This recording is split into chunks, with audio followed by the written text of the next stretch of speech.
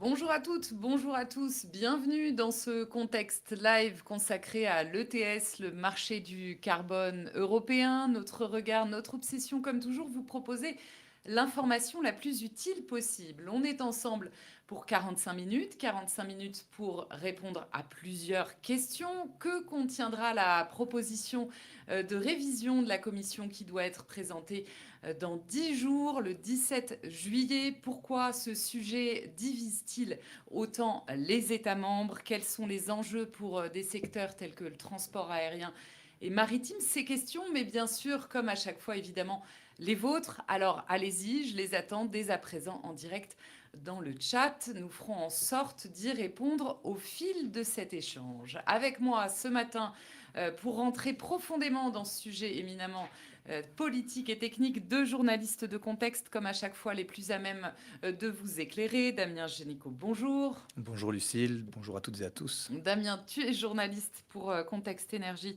Ici à Bruxelles, de quoi vas-tu nous parler aujourd'hui? Alors moi je vais rentrer dans le détail de la proposition de révision du marché du carbone. Tu l'as dit, elle est attendue le 17 juillet. Je vais expliquer pourquoi c'est si attendu, essayer de vous dire ce que l'on en sait déjà, mais également ce que l'on ne sait pas. Merci beaucoup Damien. Isabelle Smet, bonjour. Bonjour Lucille, bonjour à tous, bonjour à toutes. Journaliste pour Contexte Transport également à Bruxelles. De quoi vas-tu nous parler Isabelle aujourd'hui? Alors moi, plus spécifiquement du transport aérien et maritime, ce sont deux secteurs qui sont intégrés dans l'ETS et donc qui forcément vont être impactés par la révision, par des questions que Damien va aborder, mais aussi par des aspects bien spécifiques sur lesquels moi je vais me pencher. Merci beaucoup à tous les deux. On rentre tout de suite dans le vif du sujet avec notre première partie. Le marché européen du carbone est entré, cela ne vous a peut-être pas échappé, dans une phase de transition majeure, marquée donc par cette révision attendue pour le 17 juillet. L'objectif, il est assez simple en théorie, hein, l'adapter pour la période post-2030. Alors on est à 10 jours de l'échéance. Qu'est-ce qui va changer? Pourquoi maintenant? C'est donc l'objet de notre première partie. Et je vais commencer par me tourner vers toi. Damien, peut-être en préambule pour tirer le bilan de l'ETS depuis sa création. Quel est-il? Est-ce que ce mécanisme a vraiment réussi à faire baisser les émissions aujourd'hui? Est-ce qu'on le sait, Damien? Alors déjà, je dois rappeler que l'ITS, en fait, c'est un système par lequel les entreprises peuvent acheter ou vendre des quotas d'émissions en fonction de leurs émissions. Il y a un plafond pour le total des quotas en circulation sur le marché, et ce plafond diminue d'année en année, ce qui incite les entreprises à se décarboner. Actuellement, l'ITS couvre environ 40% des émissions de l'UE. Donc, il couvre les émissions qui viennent de la production d'électricité et de chaleur, de l'industrie manufacturière et d'une partie du transport aérien et maritime. La Commission estime que depuis 2005, il a permis de réduire les émissions dans ce secteur de moins 50%, et donc qu'on est en bonne voie pour atteindre l'objectif fixé pour 2030 qui est moins 62%. Donc un objet finalement plutôt utile qui remplit son office à ce stade, c'est ce qu'on peut en dire. Alors Voilà. le prix du carbone a beaucoup fluctué hein, ces dernières années. Est-ce qu'on a une idée du niveau qui serait jugé suffisant pour parvenir à atteindre cet objectif et décarboner efficacement? Ça, c'est un peu la question à 1 milliard. Elle va fort dépendre de la personne à qui vous posez la question. Ce qui est sûr, c'est que donc l'ITS a été lancé en 2005 et le prix du carbone a été longtemps jugé insuffisant. Oui. Il a fallu attendre les révisions en fait pour qu'il augmente au fur et à mesure. Ce n'est qu'en 2021 qu'il atteindra 50 euros la tonne de CO2 et il est actuellement de 80 euros la tonne de CO2. Alors on l'a dit, il y a cette échéance-là qui arrive dans 10 jours, une révision que beaucoup de secteurs, beaucoup d'acteurs attendent et que évidemment vous couvrez tous les deux avec beaucoup d'acuité pour contexte. Pourquoi elle est nécessaire cette révision maintenant pour la période, on l'a dit, hein, post-2030? Pourquoi il faut agir maintenant? D'abord, la révision, elle ne sort pas de nulle part, parce que la directive ITS prévoyait un réexamen de la directive. Euh, elle est nécessaire car l'UE s'est dotée d'un nouvel objectif climatique à l'horizon 2040, qui est de réduire les émissions nettes de gaz à effet de serre de 90% par rapport à 1990. Il y a la nécessité d'adapter l'ITS à ce nouvel objectif, car la révision précédente a préparé l'ITS à la période pré-2030, mais pas post-2030. Un des enjeux, c'est notamment de revoir la trajectoire de réduction du plafond de quotas que j'ai mentionné pour qu'il soit plus réaliste. Parce que actuellement, ces quotas atteindraient 0 en 2039, selon la trajectoire actuellement fixée. Or, dans certains secteurs, comme l'aviation par exemple, on sait qu'il y aura encore des émissions après 2039. Justement, très bonne transition pour toi, Isabelle, parce que le secteur de l'aérien et des transports, c'est ton domaine spécifiquement. Quels sont les enjeux pour les secteurs que toi, tu couvres, justement, l'aérien et le transport maritime? En préparant ce live, moi, j'ai compris qu'il y avait des enjeux extrêmement politiques. Voilà. Exactement. Il y a une question sur laquelle vraiment tout le monde attend la Commission ici, c'est la question du champ d'application de l'ETS aérien. C'est-à-dire que la Commission va devoir se prononcer sur le fait d'intégrer ou pas les vols au départ de l'UE dans cet ETS. Aujourd'hui, l'ETS ne couvre que les vols intracommunautaires. Les vols au départ de l'UE, les vols à l'arrivée de l'UE sont couverts par un système qui a été mis au point par l'Organisation de l'aviation civile internationale qui s'appelle le CORSIA. Ce système, il est beaucoup moins de 10 ans. Le prix de la tonne carbone dans le système CORSIA, il n'a rien à voir avec le prix de la tonne carbone dans le système ETS. J'ai évoqué 80 euros la tonne. Au niveau du CORSIA, alors j'ai entendu Michael O'Leary, le patron de Ryanair, évoquer un 5 euros la tonne. Là, ah oui, on est très on loin. est vraiment très loin. Donc, le fait d'intégrer les émissions de l'aviation internationale dans le système ETS, ça va forcément renchérir énormément le coût de ces systèmes pour les compagnies aériennes et surtout, ça pourrait exaspérer des partenaires internationaux. On pense à la Chine, on pense à l'Inde et on pense évidemment à l'Amérique de Donald Trump. Évidemment. Et les mêmes questions se posent aussi pour le secteur maritime, dans les mêmes termes, Isabelle? Pas dans les mêmes termes. C'est-à-dire la question de l'élargissement du champ d'application, elle se pose aussi pour le maritime, mais pas dans les mêmes termes, parce que les émissions internationales du maritime sont déjà couvertes par l'ETS, donc les émissions au départ et à l'arrivée de l'UE. Elles ne sont pas couvertes totalement, elles sont couvertes partiellement, mais elles sont couvertes. Cette question-là, elle va venir un peu plus tard. Il y a un autre rendez-vous qui est en 2028 pour se pencher sur le champ d'application. Par contre, la Commission va devoir se pencher, va devoir se prononcer sur l'inclusion ou pas de plus petits tonnages. C'est-à-dire actuellement, pour le maritime, ce sont vraiment des gros tonnages qui sont concernés. Donc, il y a un effet de seuil à calibrer. Et donc là, elle doit se prononcer sur le fait d'élargir ou pas ce tonnage, ce qui aura évidemment aussi des coûts pour les compagnies maritimes. Mais surtout, pour le maritime, ce qui va se poser, ce sont les questions des fuites de carbone. Donc, toutes les techniques d'évasion qui sont mises en place par les compagnies maritimes pour tenter d'éviter l'ETS. Ce sont des risques qui sont pointés par de nombreux États depuis très longtemps, depuis que l'ETS est entré en vigueur pour le maritime, depuis 2024, mais même avant, durant la négociation de la directive. Ce sont des risques que la Commission a eu plutôt tendance à minimiser, en tout cas au goût des États. Mais là maintenant, ils attendent vraiment une réponse. Et puis, dernière grosse question qui doit être abordée, c'est celle des recettes de l'ETS. Donc, ces recettes, elles sont importantes.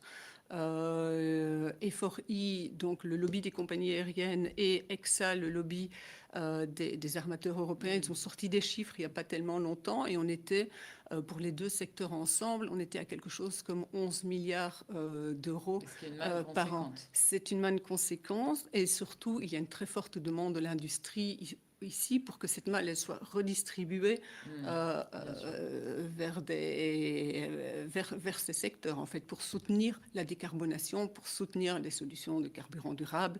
Et ça, c'est des questions éminemment politiques, éminemment sensibles, parce qu'on sait que les États, ils aiment garder les cordons de la bourse et ils n'aiment pas trop que la Commission leur dise ce qu'il faut faire avec cet argent-là. Donc ça aussi, c'est une question qui va être abordée et sur laquelle le secteur attend des réponses. Merci Isabelle. Avant de venir à ce que contient la proposition de la Commission et ce qu'on en sait, je vais poser juste une question tout à fait pertinent de Tudy qui nous demande quid de la timeline de cette révision. Effectivement, bon, le projet était prévu le 15 juillet. Maintenant, c'est repoussé au 17, nous dit Tudy, c'est très juste. Le programme officiel prévoit une adoption d'ici au premier trimestre 2027. Bon, alors c'est toute la question de cela, Yves, mais est-ce bien réaliste pour un dossier aussi complexe et sensible? Alors peut-être revenir sur la question calendaire avec toi, Damien, d'abord, du 15 au 17. Est-ce qu'on sait pourquoi ce petit bouger là de 2 jours? Du 15 au 17, de ce qu'on a entendu, de ce que l'on sait, ce serait plus lié à des questions d'agenda que des questions politiques, même si la consultation interservice au sein de la commission a conduit à certains avis négatifs de certaines DG de la commission. Euh, donc il y aura un collège des commissaires qui va se réunir le 17 et ce sera à eux de se mettre d'accord. L'objectif de finaliser la procédure de codécision, donc finaliser le dossier au premier trimestre 2027, c'est très ambitieux. J'ai du mal personnellement à voir comment ils vont y arriver. Ouais. Les gens à qui j'en parle ici à Bruxelles, personne ne voit comment on va y arriver, mais c'est l'objectif qui a été fixé. Donc Euh, on verra en fonction. Et puis c'est un objectif qui sort pas de nulle part. Tu nous l'as expliqué aussi en préparant ce live. Avoir fixé ce premier Q1 2027, c'est pas un hasard. En tout cas, certains y voient un lien avec les élections nationales qui arrivent dans certains États membres, notamment en France, l'élection présidentielle en mai. Un dossier qui est déjà très compliqué pourrait devenir totalement explosif avec ces élections. Merci beaucoup, Damien. Alors, qu'est-ce qu'on sait concrètement à 10 jours de la présentation de la proposition? On sait quand même déjà pas mal de choses sur ce qu'elle est censée contenir, prévoir. Alors, on sait donc déjà que la Commission veut revoir la trajectoire de réduction du plafond de quotas d'émissions, comme je l'ai mentionné. L'idée, c'est d'avoir encore des quotas sur le marché dans les années 2040.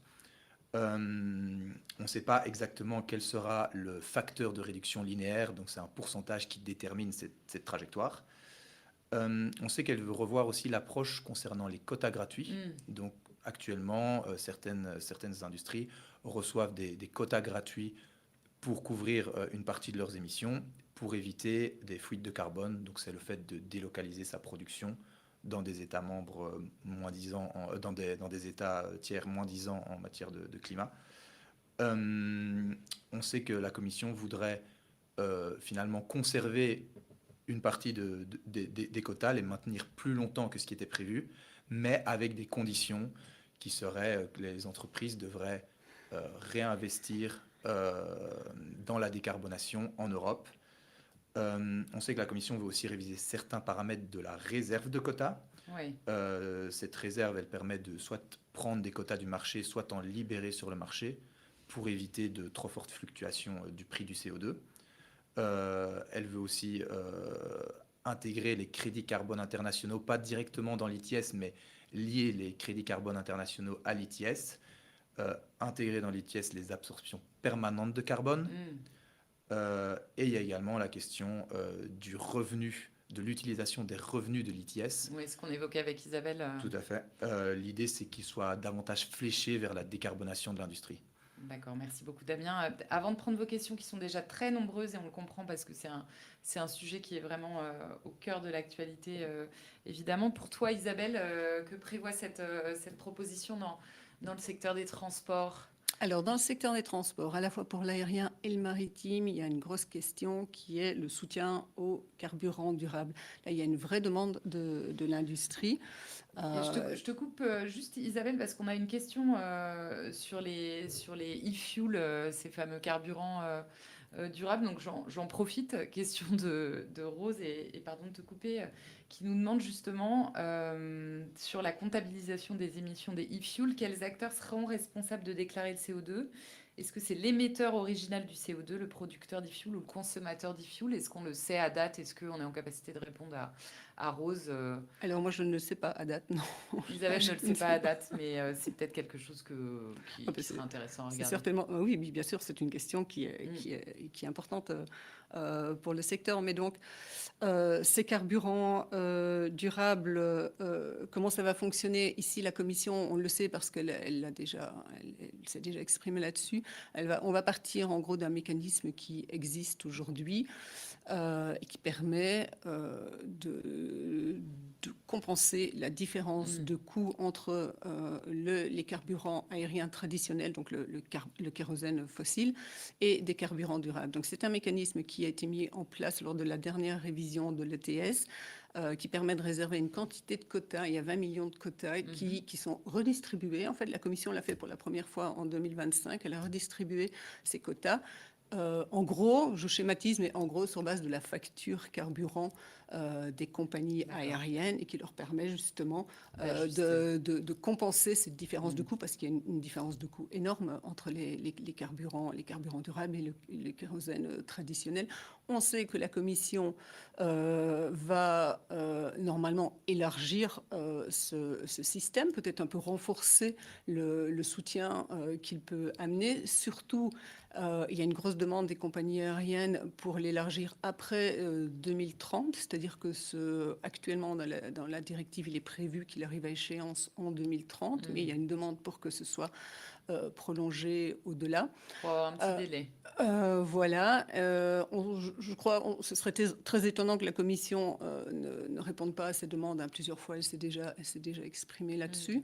On sait aussi qu'elle veut intégrer dans ce système l'aviation électrique, et ça c'est complètement nouveau. Hein. Le système actuellement, il ne permet pas de donner ce coup de pouce aux avions électriques. Là, ça va être intégré normalement.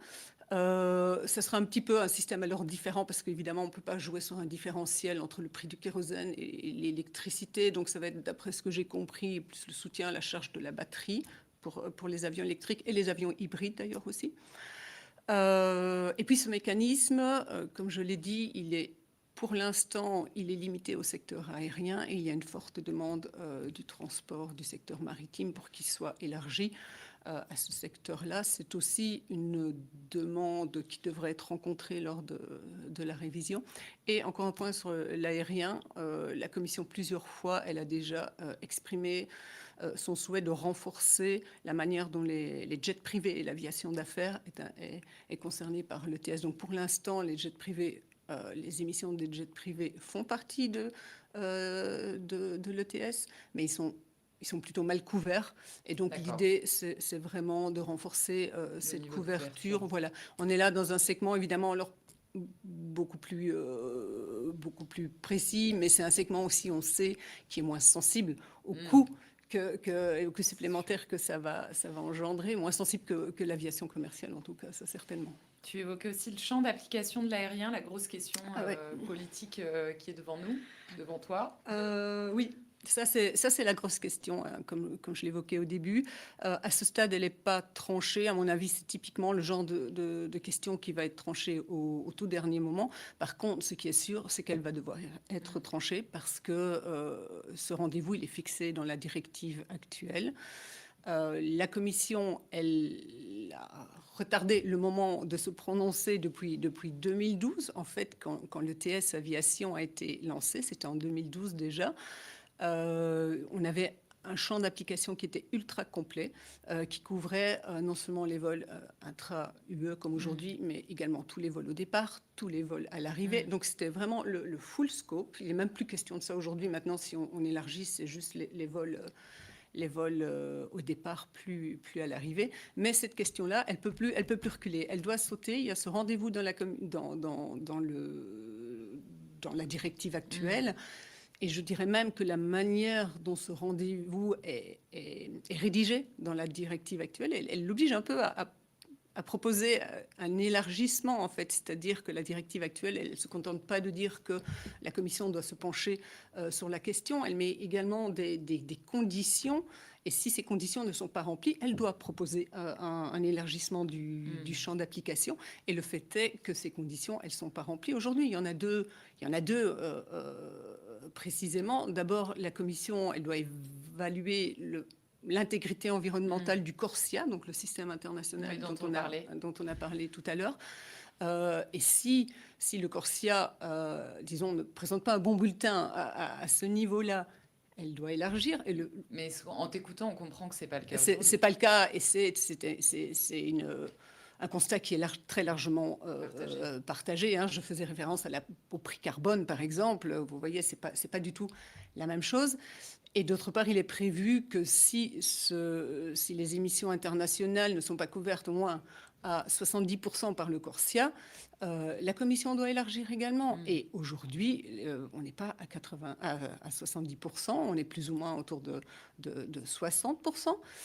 Il y a des acteurs importants qui n'ont toujours pas indiqué qu'ils allaient participer au CORSIA. Il y a l'Inde, il y a le Brésil. Ouais, c'est pas neutre. Voilà. Donc tout ça, ça pèse et fait que légalement, la Commission, elle devrait proposer un élargissement de ce champ d'application.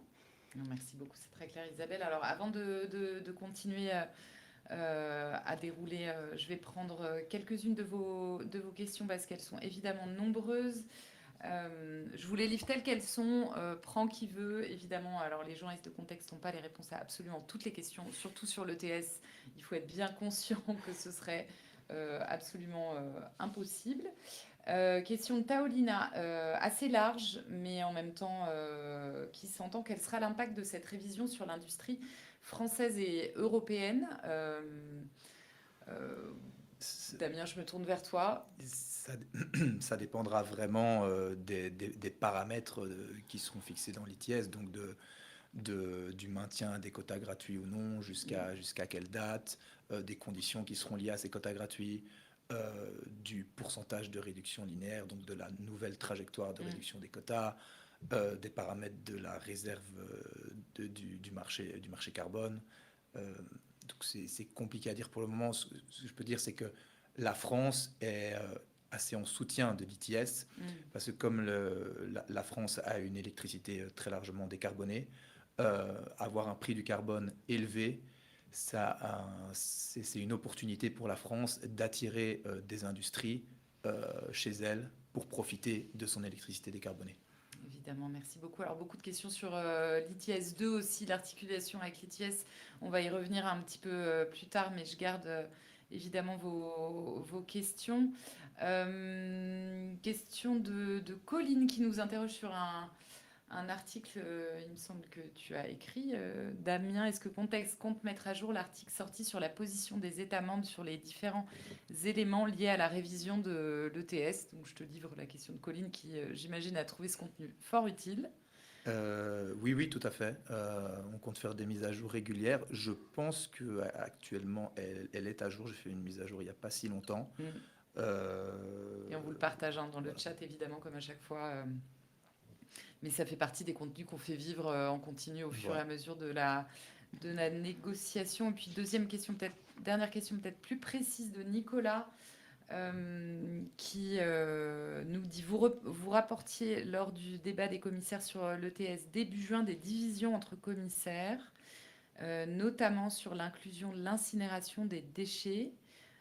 Pouvez-vous nous en dire un peu plus, que ce soit les déchets ou les autres sujets de division? Eh bien, écoutez, on va en reparler dans notre deuxième partie, donc je garde la question de Nicolas en suspens et on va revenir très précisément sur les divisions qui traversent les États membres parce qu'elles sont nombreuses. Avant ça, je vais me retourner vers toi, Isabelle, parce qu'il y a quelque chose qu'on avait prévu d'aborder, c'est ce facteur Trump que tu as évoqué de manière très succincte en introduction, mais ce facteur Trump, un peu comme sur tous les grands dossiers qui nous occupent en ce moment, qui vous occupent à Bruxelles, il joue évidemment aussi sur la révision de l'ETS, ça pèse. Ça pèse, évidemment, oui. Surtout ça fait dans partie, les secteurs qui te concernent. Bien sûr, ça fait partie de la discussion, le facteur Trump.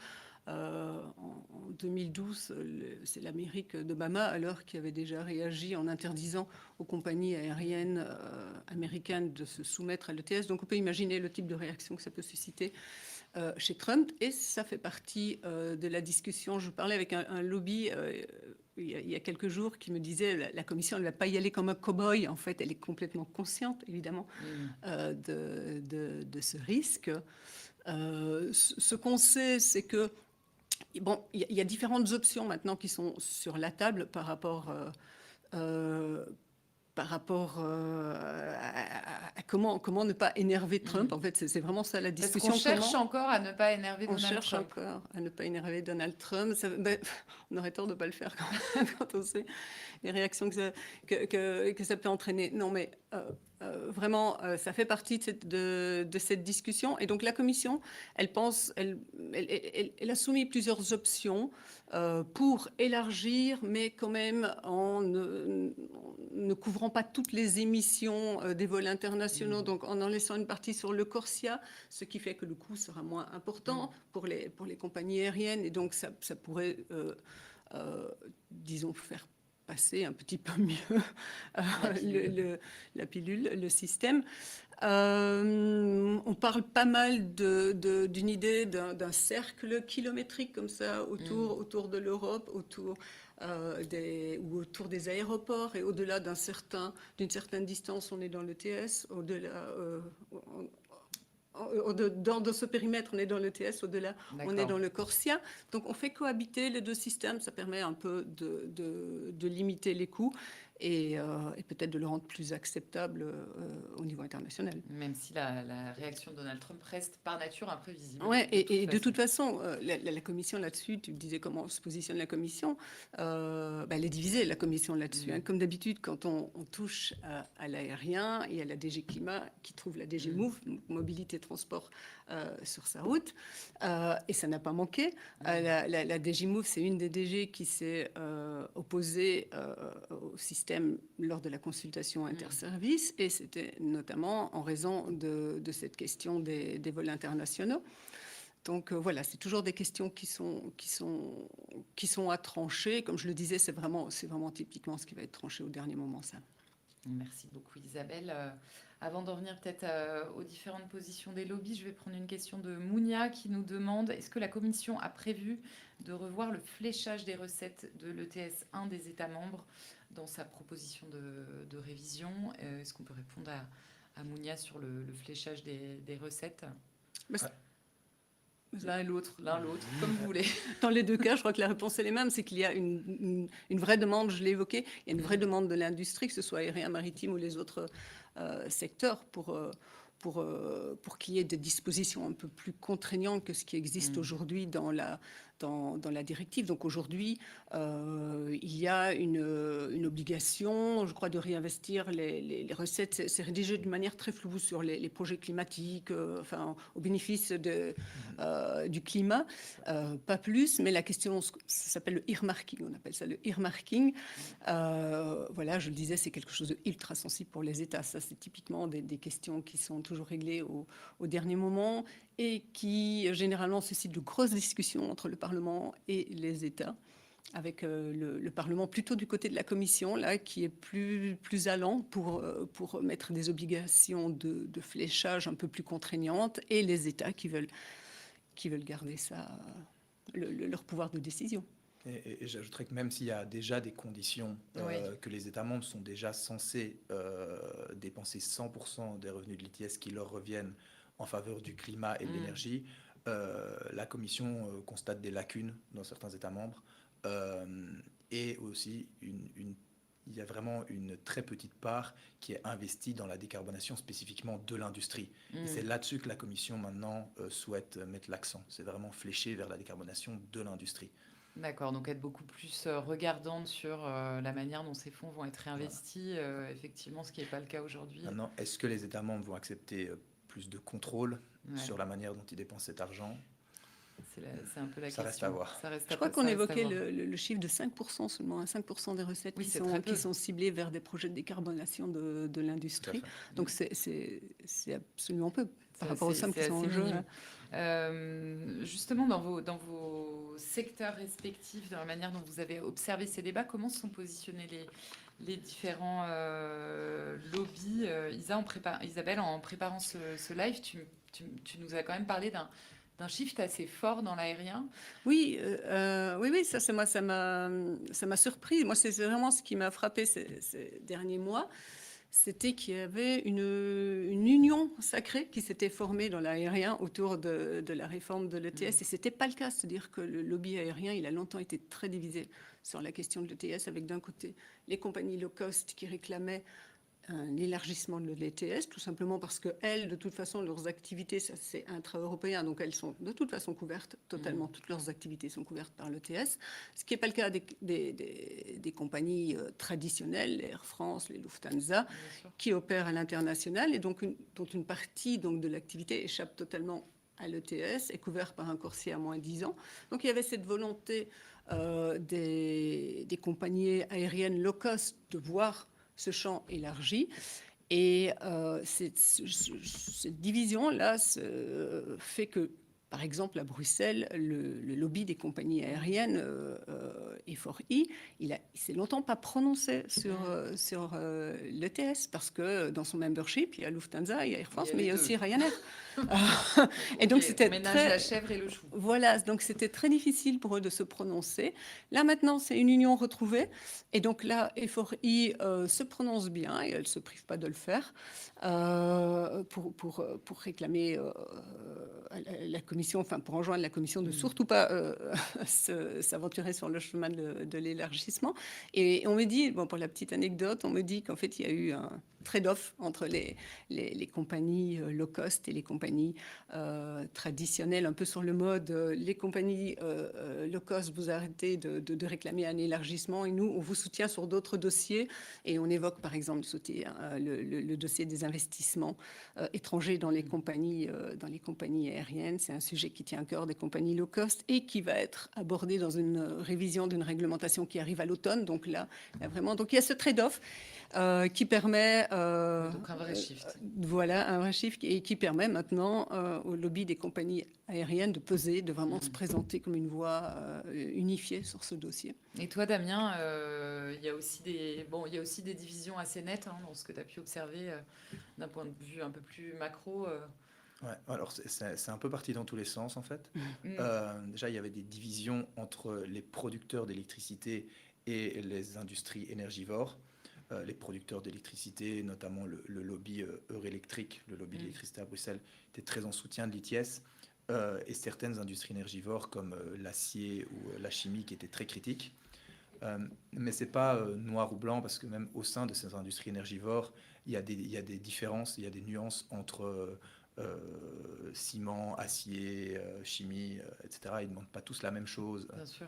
Et aussi, au sein de ces secteurs, il y a aussi des différences, par exemple au sein du secteur de l'acier, entre certains acteurs qui sont plus décarbonés que d'autres et qui donc vont être plus en soutien de l'ITS, qui produisent de l'acier propre, comme ils disent, et qui, eux, veulent un prix du carbone élevé pour attirer des investisseurs.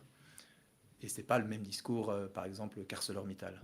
Merci beaucoup à tous les deux. Pour aller plus loin, plusieurs articles de contexte qu'on va vous partager évidemment dans le chat. Il y en a deux qui sont datés de ce matin.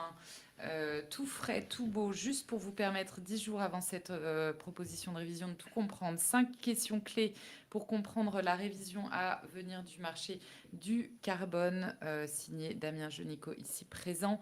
Et le deuxième, avec l'ETS Aviation, la commission à l'épreuve Trump, signé Isabelle Smet ici présente aussi, et que je remercie tous les deux pour leur présence ce matin. Je vous en signale deux autres qui datent un peu plus, mais qui sont tout aussi éclairants. Marché du carbone, la pression monte. Pour tout comprendre de la dynamique dans laquelle on se situe encore aujourd'hui.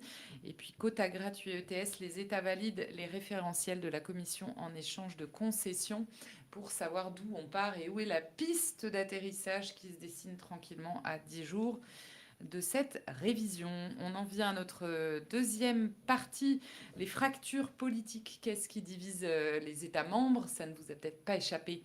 Mais ces derniers mois, ils se sont affrontés à coups de lettres informelles, de notes de position, de prise de parole dans ce dossier tentaculaire. Damien l'a écrit dans un autre contenu que je vous propose de découvrir, cette grande infographie qu'on vous partage dans le chat et qui vous permet de savoir quelles sont justement toutes ces zones de division qui traversent les États membres.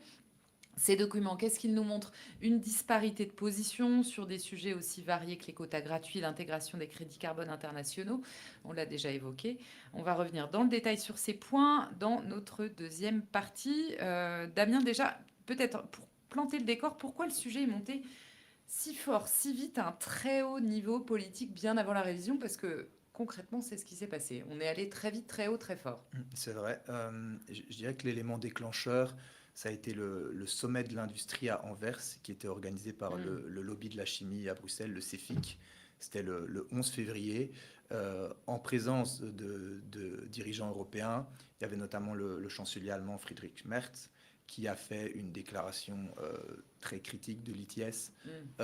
Il a rétropédalé le lendemain lors d'une retraite informelle avec les autres dirigeants européens. Mais bon, le mal était déjà fait. Il y a eu cette déclaration. Il y a eu d'autres dirigeants européens, notamment Giorgia Meloni, qui ont suivi par après, qui elle a même demandé de suspendre l'ITS pour la production d'électricité. Tout ça a été aussi accentué par la guerre en Iran et le blocage du détroit d'Ormuz, Bien sûr. qui a ajouté de la pression sur les prix de l'énergie. Mm. Et donc des entreprises qui avaient déjà du mal à cause de prix de l'énergie plus élevés dans l'Union européenne qu'aux États-Unis, par exemple, se sont dit, on a les prix de l'énergie qui continuent d'augmenter à cause de la situation géopolitique. En gros, c'est pas le moment, quoi. Et en plus de ça, il y a le coût du carbone. Donc, le coût du carbone s'est retrouvé un peu pris en otage par certaines industries dans ce contexte. Et il y a un peu tous les États membres du coup qui se sont mobilisés, soit pour critiquer l'ITS, soit pour le soutenir. Et en fait, j'ai pas le souvenir d'un dossier où il y a eu autant de lettres et de non-papers plusieurs mois avant la révision. Oui, ça montre la sensibilité de ce dossier. Même chose, Même chose, Isabelle, même dans chose. les Alors, transports. assez classiquement, hein, d'abord par l'industrie, autant aérienne que maritime, et les ONG, donc elles se positionnent. Mais ici aussi, au niveau des États, et lors du dernier Conseil transport, par exemple, qui s'est tenu il y a quelques semaines à Luxembourg, la France a fait inscrire à l'ordre du jour un point ETS aviation, cette question d'élargissement, justement. Et pour dire à la Commission, pour l'appeler à la prudence, en fait, pour lui rappeler, pour leur dire toutes les craintes qu'il y a par rapport aux armes diplomatiques, tarifaires, éventuellement, que pourrait dégainer Donald Trump. Donc, c'était un papier qui a été co-signé par plusieurs États. Il y a eu la Grèce, la Finlande, la Pologne. Puis à l'oral, quand la France a fait son intervention, d'autres États sont intervenus aussi en soutien, notamment l'Italie, l'Allemagne. Donc voilà, ce sont des avertissements qui sont donnés en amont à la Commission et qui évidemment pèsent sur le débat, pèsent sur la décision qu'elle doit prendre là. Bien sûr. Y a-t-il des blocs qui se sont formés au fur et à mesure de ce débat? Alors, c'est souvent le cas hein, quand on est sur un principe de co-construction à 27, entre pays du Nord, pays du Sud, économie carbonée, économie déjà qui est décarbonée. Tu l'as évoqué brièvement déjà, Damien. Est-ce que c'est quelque chose qu'on a pu observer? Il n'y a pas encore vraiment deux blocs distincts parce qu'il y a tellement de paramètres en fait à Ouais. revoir. Ça dépend un peu du sujet, du paramètre. Voilà. Précisément, Certains États peuvent se retrouver sur un point de la révision, mais ne pas être d'accord sur un autre point. Mais je dirais on commence à voir quand même des groupes qui se forment. Donc dans les plus critiques, on a l'Italie, la République tchèque, Slovaquie, Pologne, Hongrie, Bulgarie, Roumanie aussi, l'Autriche. C'est pas vraiment une surprise car beaucoup de ces économies sont encore assez carbonées, plus carbonées que d'autres États membres. Et donc, ils n'ont pas envie que le prix du carbone soit trop élevé. D'un autre côté, les États qui ont le plus soutenu l'ITS, on a l'Espagne, le Portugal, les Pays-Bas, le Luxembourg, Suède, Finlande, Danemark. La France aussi, mais elle n'avait pas signé la lettre de ses États membres. Donc la France, certains pensent que la France pourrait un peu essayer de jouer le rôle de deal maker là-dedans. Alors, question de Victor justement sur la position de la France. Victor nous demande si la France est, entre parenthèses, toujours isolée sur l'utilisation anticipée des recettes de l'ETS pour la décarbonation de l'industrie, ou est-ce qu'il y a des États qui l'ont suivi à la suite du non-paper que tu évoquais notamment? C'est une bonne question. À ma connaissance, la France est assez isolée sur ce sujet. Peut-être qu'elle a reçu du soutien de certains États membres en coulisses et on n'en a pas connaissance. J'en ai pas connaissance, c'est possible. C'est un appel. Mais il y a toujours cette proposition française sur la table. On verra si elle est suivie des faits. D'accord, merci beaucoup.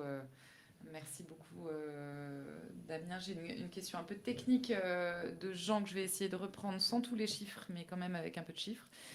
Jean nous demande, avez-vous de premières indications sur l'impact de l'objectif général de moins 90% en 2040 sur l'objectif spécifique de l'ETS? Alors la suite est un peu compliquée à décrire comme ça à l'oral, mais peut-être qu'on pourra vous répondre un petit peu plus tard. L'impact, est-ce qu'on a une idée de ce que ça pourrait donner La Commission, en tout cas, assure que la révision de l'ITS garantira que l'ITS est aligné sur l'objectif de moins 90%. Maintenant, on ne sait pas encore, ça se traduira par quel chiffre en termes de réduction des émissions dans l'ITS à l'horizon 2040. Je pense qu'on en saura plus quand l'étude d'impact de la Commission sera publiée, si elle est publiée un jour, j'espère. On l'espère, mais en tout cas, ça fait partie des choses que tu regarderas, on l'imagine, ou que tu vas aller chercher pour contexte dans les semaines à venir. Cette proposition, ça ne vous a pas échappé, c'est évidemment de la codécision. On a beaucoup parlé des États membres, mais à quoi faut-il s'attendre côté Parlement parce que côté Parlement aussi, on avance. Damien, le calendrier est assez serré. Oui, donc on a déjà évoqué le calendrier avec cette échéance du premier trimestre 2027.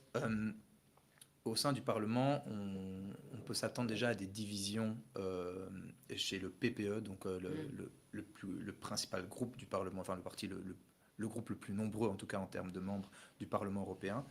Les délégations polonaises et italiennes du PPE sont très critiques de l'ITS. La délégation espagnole, c'est aussi une grosse délégation du PPE. On ne sait pas encore bien comment elle va se positionner. Chez les sociaux-démocrates, donc le SND, c'est encore assez flou à ce stade, ce qu'ils veulent réellement. On peut s'attendre à ce que les groupes d'extrême droite et les ultra-conservateurs soient très critiques de l'ITS. Et en termes de responsabilité, le dossier reviendra probablement au PPE. En tout cas, c'est ce qu'on entend beaucoup. Est-ce que ce sera encore Peter Liese, donc qui est un eurodéputé allemand, qui était le rapporteur lors de la révision précédente? Est-ce que ce sera encore lui il connaît très bien le dossier, effectivement. Est-ce que ce sera encore lui le rapporteur? C'est pas si évident que ça, parce que certains au sein du PPE considèrent qu'il est trop vert. D'accord. Donc on verra. On a déjà quelques noms, en tout cas pour les Verts, on sait que ce sera le négociateur, ce sera Michael Bloss. Pour Renew, ce sera Emma Wisner, et pour le groupe La Gauche, ce sera Lee Anderson.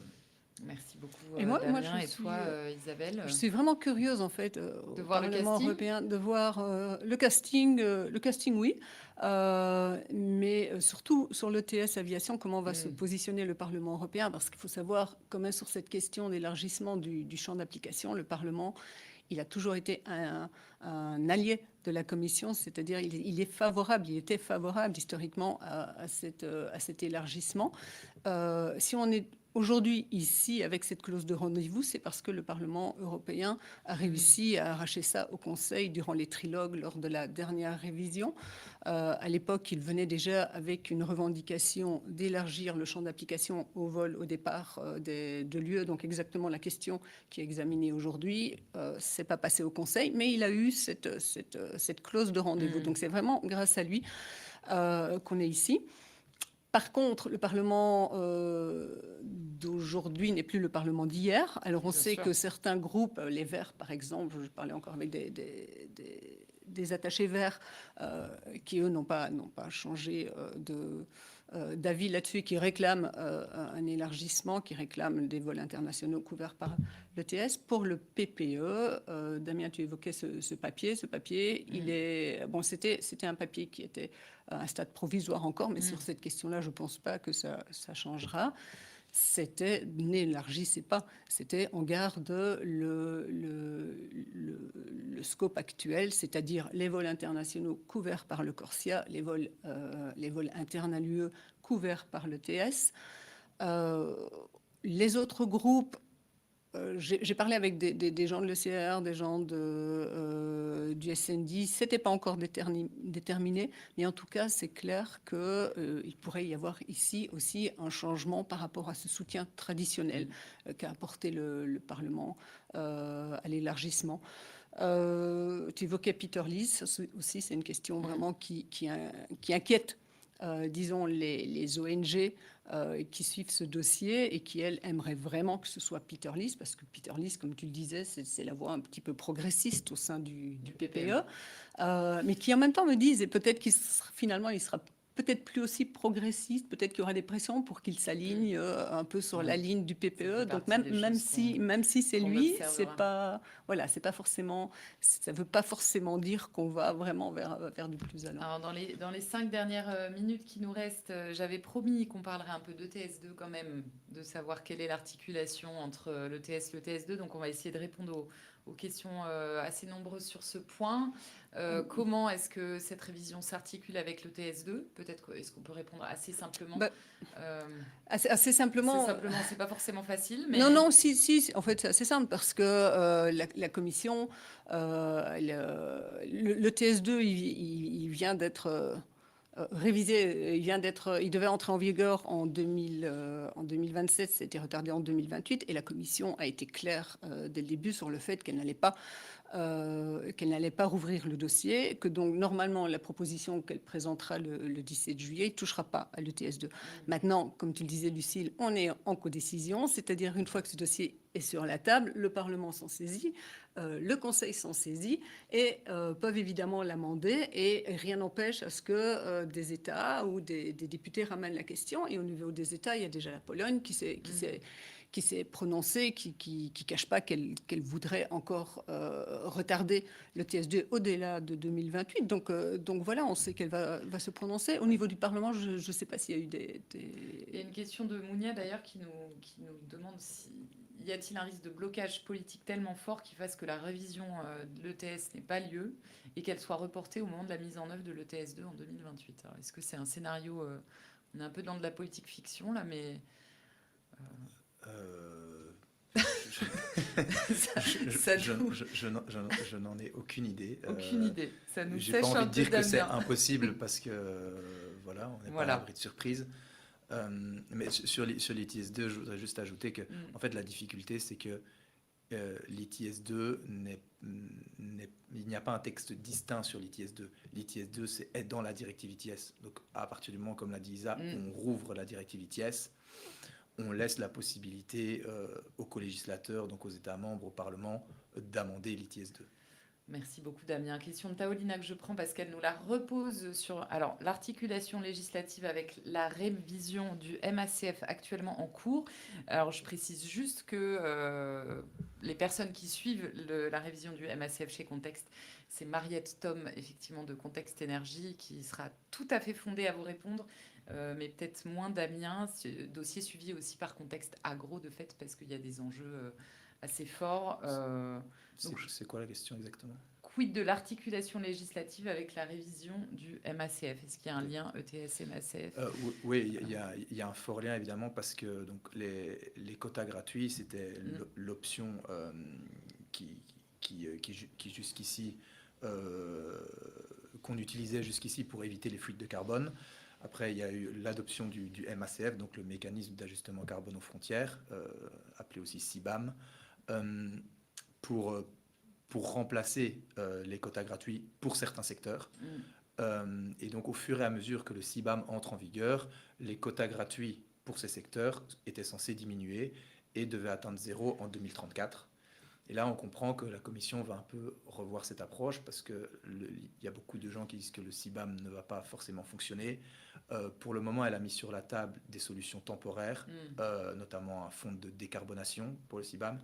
Et elle a dit que dans le cadre de la révision de l'ITS, elle trouverait des solutions plus permanentes pour les secteurs couverts par le CBAM. Merci. Qu'est-ce que ça veut dire exactement? On n'a pas encore Voilà. assez de détails. Et merci, j'espère que ça répond à la question de Taoulina. Je vais prendre une dernière question de Pauline pour toi, Isabelle. Pauline qui nous demande: la France défend-elle une position particulière en ce qui concerne l'inclusion du secteur maritime à ta connaissance? Alors, il y a un bloc d'États qui est très demandeur sur l'ETS maritime, qui est composé de la France, qui est composé de l'Espagne, de la Grèce, Malte, Chypre, Italie. Ces États-là, la France, je ne l'ai pas trop entendu parler de l'ETS maritime, sauf sur un point, c'est la question des liaisons vers les régions ultra-périphériques, donc l'outre-mer, Martinique, Guadeloupe. Parce que ces liaisons-là sont couvertes par un régime spécial. Elles sont exemptées jusqu'à, je crois, fin 2031. Et donc, la France est très attentive à ce qui pourrait arriver là. Oui, parce qu'elle est concernée en plein, évidemment. Évidemment, merci beaucoup. Je vous recommande cette belle infographie qui sera mise à jour. Donc, on l'a dit régulièrement, marché du carbone, qui veut quoi parmi les 27 Damien Jonique, ici présent, il y a passé beaucoup de temps, donc je vous recommande vraiment d'y jeter un œil.